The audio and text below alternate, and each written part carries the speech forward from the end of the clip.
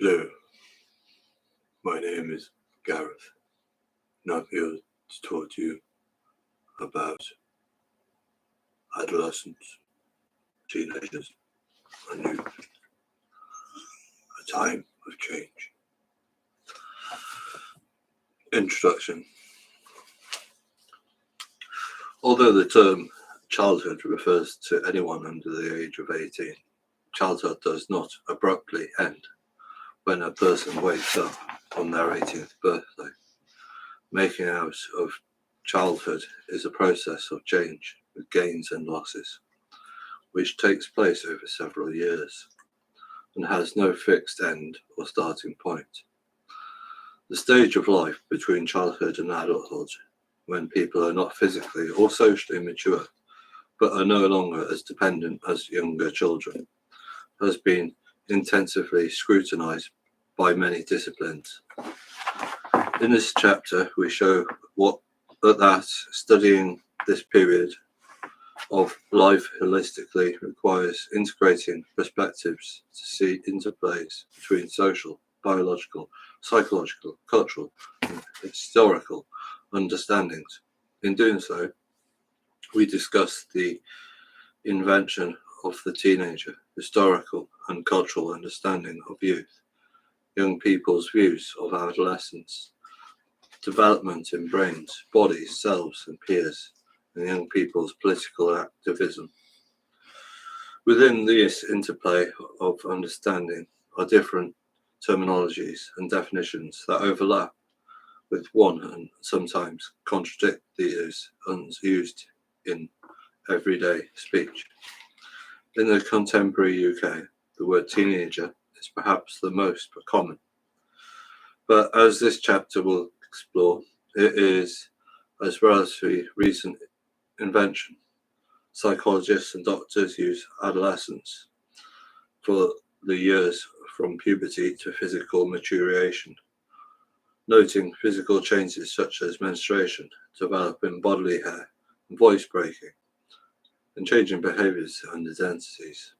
They typically identify adolescence as beginning at the end about 10 years with the onset of puberty.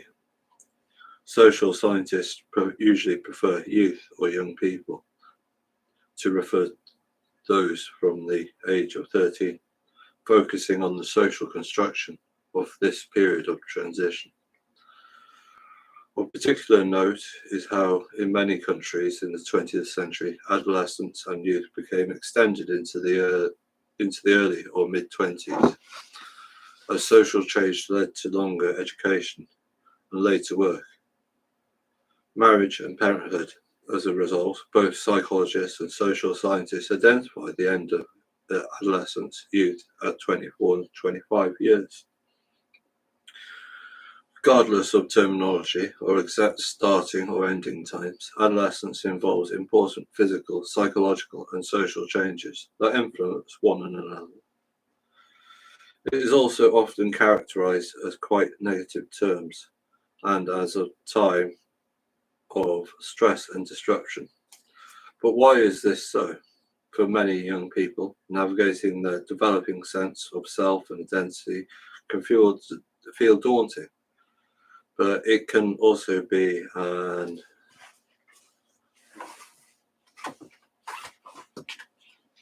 existing time of transformation. Many young people throughout the world change schools, make new friends, gain independence, learn new skills, take new responsibilities at work or at home, and begin to forge intimate sexual relationships. Adolescence can be a time of firsts, first love, first job, and perhaps the first time driving a car or drinking alcohol. Not all teenagers will experience adolescence as turbulent or stressful, and neither do all societies. Adolescent studies have typically focused on experiences of young people in the global north. While these have deepened understanding of adolescent development, their focus on Europe, North America, Australasia have led to nuances, diversities, and different understandings of adolescent development globally, being somewhat overlooked. The invention of the teenager. The word teenager is linked to social, economic, and demographic change in the USA in the 1920s.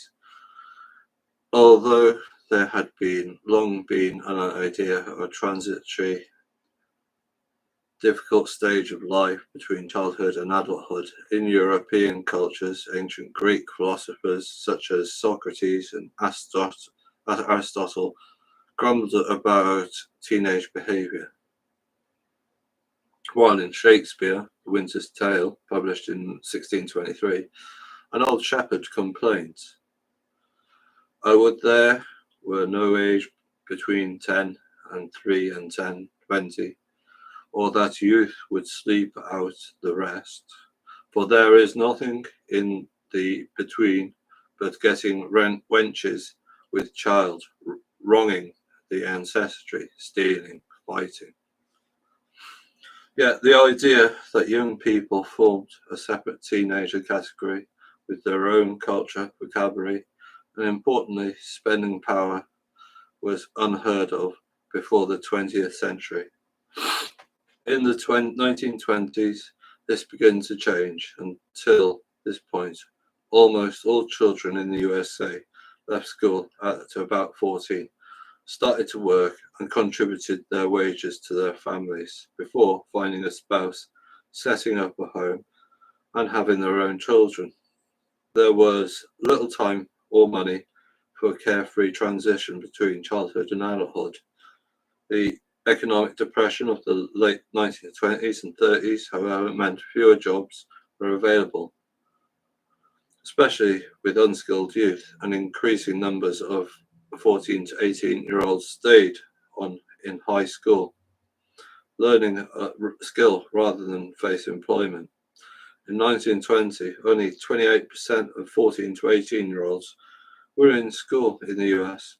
By 1930, it had risen to 47% and 80% in 1941. Life for these young people was also becoming more age segregated. Rather than working alongside older adults and absorbing their values, they lived and studied in a peer group who increasingly became their primary influence. A distinctive popular culture emerged, which was neither childlike nor adult-like, but somewhere in between, and focused on clothes, dating, dancing, listening to music, and hanging out with friends.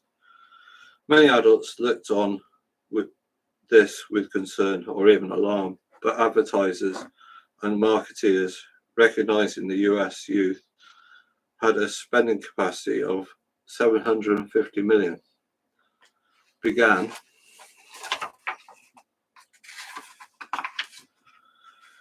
to address high school students as teenagers on the prowl for a good time, not earnest adolescents in training for adulthood. In the UK, the school leaving age was raised from 12 to 14 and to 15 in 1947. This created a similar demographic, a generation of young people staying in school longer, influenced by peers rather than parents and co-workers, old enough to have independence but few responsibilities, and keen to take advantage of the social changes and greater freedoms brought about by the end of the Second World War. In 1945, social and economic changes included greater employment opportunities, greater financial independence, and the mass production of everyday items such as food, clothes, music, and literature. Providing more leisure opportunities, teenagers were cool, and transiting, and advertisers and manufacturers chased the young who would spend money to have fun. Although advertisers warmly welcomed the spending power of the teenager, many adults reacted with concern and alarm, drawing on an older ideas of adolescence as a period of disruption, rebellion, and disrespect. Many saw the teenager as a potential challenge to social order, At the beginning of the 20th century, psychology had begun to focus on adolescence as a specific or problematic life stage. In 1904, US psychologist Stanley Hall described adolescence as a period between the ages of 14 and 24, where teenagers experience mood fluctuations, engaged in risky behavior, and came into conflict with parents, carers, and authority. He claimed, somewhat dramatically, that the path of maturity through adolescence was strewn with wreckage of body, mind, and morals. There is not only arrest, but perversion at every stage, and hooliganism, juvenile crime, and secret vice. In other words, adolescence was risky for the individual and society. Hall's research provided highly influential in shaping an understanding of adolescence as emotionally and psychologically turbulent. The idea of adolescence, a time of storm and stress, as Hall had argued, spread widely.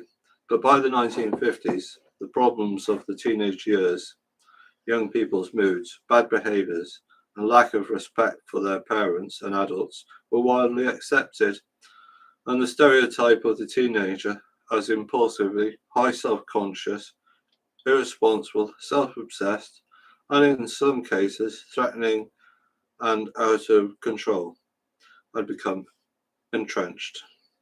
These stereotypes exist this day, and adolescents are frequently presented negatively and mockingly in the media. Often this day, and adolescents are frequently presented negatively and mockingly in the media, often banned from shopping centres, cinemas, and recreational spaces in many, but not all parts of the world. They have been demonized in ways which can affect both their rights to contribute and participate in society, as well as their understanding of self and their developing identity.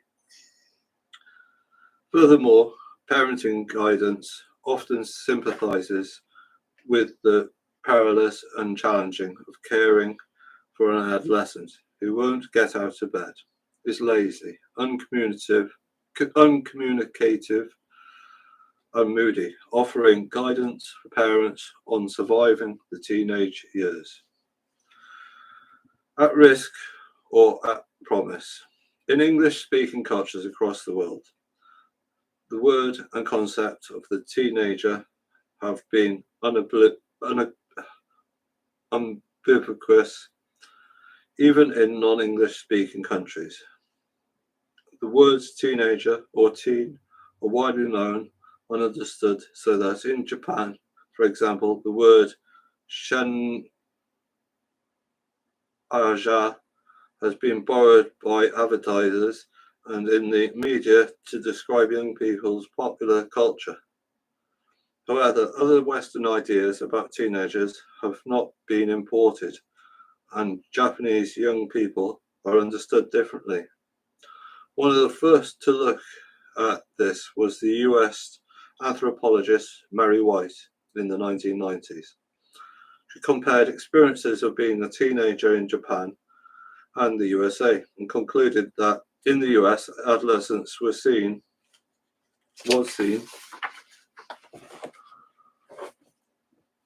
as a dangerous limbo period in which adolescents are at risk to themselves and others. White, 1993, page 10. In contrast, in Japan, adolescence was viewed more positively. Rebellion, mistaking, and the rejection of parental authority were not considered key teenage behaviors, with antisocial behavior, drinking alcohol, and drug taking the expectation rather than the rules. The Japanese had adopted the word shenaja, but not the idea that adolescents were controlled by biological urges or that they were necessarily impulsive risk takers. White found that a young person's friends were viewed as positive reinforcement rather than a negative peer pressure. As she put it, being a teen in America today, according to popular beliefs, means being at risk. In Japan, it means most people image being a promise. White, 1993. Page 21, 22. More recently, there have been many more studies on Japanese teenagers, which have presented a more complex picture. See, for example, Goodman, Emoto, 2A1 and 2012. In this study of how the girl teen is portrayed across culturally, Perry Hinton points out the sheneja remains a widely understood marketing term, but it is not usually used to describe young people more generally. In relation to young women, it is more common to refer to shuiju, a word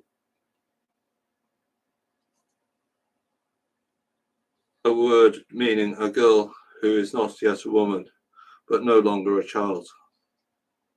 Central to the traditional Japanese literature, and more recently to Japanese animated films, and manga comics, and the shueisha is representative of a phase of life where girls experience viable freedom before settling down to a life of domestically and looking after others. In anime, she is often both a stereotypical Japanese adolescent, shy and naive, and pursuing typical teenage interests such as boys, schools, friends, fashion, and music. She is also the magical girl, or Mahu Shahoujo, whose superpowers allow her to battle against evil and upset traditional gender expectations. Hinton, 2016, page 241, concludes, unlike the US view of the psychology, at-risk teen requiring adult guidance to pass successfully into adulthood, in Japan, the shoujo representation has positive connotations in popular culture in both her youthful appeal and her consumer lifestyle, and has been responsive to changing ideas of gender roles. The teenage girl in Japan is not necessarily at risk or a threat. She is a promise and something to celebrate. Key points. While associating particular behaviors and feelings with adolescence has a long history, the teenager as a distinct social category only emerged in the 1940s. The idea that teenagers are always difficult drew on earlier research published by Stanley Hall in the USA in 1904, which saw adolescence as an inevitable and unchanging time of storm and stress for both the individual and society. While teenage rebellion is described as universal in the global north, cross-cultural evidence shows no worldwide expectation that young people should come into conflict with their parents, or that their teenage years should necessarily be a problem for the young people or their society.